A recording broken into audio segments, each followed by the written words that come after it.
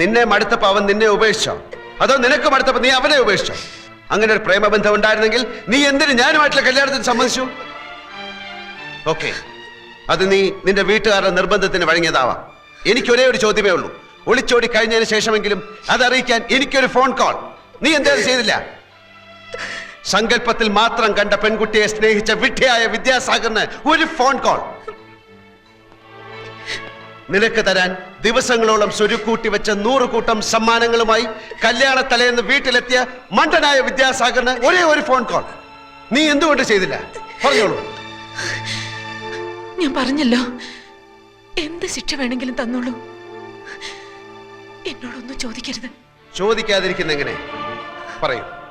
ഇത്രയും വലിയ ഷോക്ക് തന്ന് എന്റെ ജീവിതം നശിപ്പിച്ചെന്തിനാ? പറയൂ.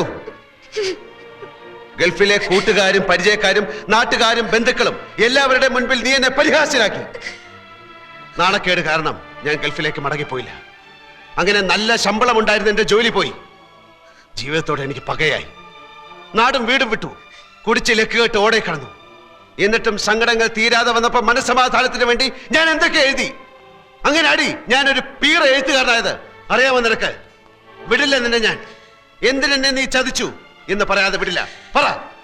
എനിക്കൊന്നും പറയാനില്ല. എന്നെ കൊന്നോളൂ, സന്തോഷത്തോടെ ഞാൻ മരിക്കും. എന്നാലും എന്റെ ചോദ്യത്തിന് നീ മറുപടി പറയില്ല. മരണത്തിൽ കുറഞ്ഞ ഒരു ശിക്ഷയും ഞാൻ അർഹിക്കുന്നില്ല. അപ്പൊ പറയില്ല. എന്നാ കേട്ടോളൂ. ഒറ്റയടിക്ക് നിന്നെ കൊല്ലാൻ എനിക്ക് താല്പര്യമില്ല. അണുവായി നീ നശിക്കണം.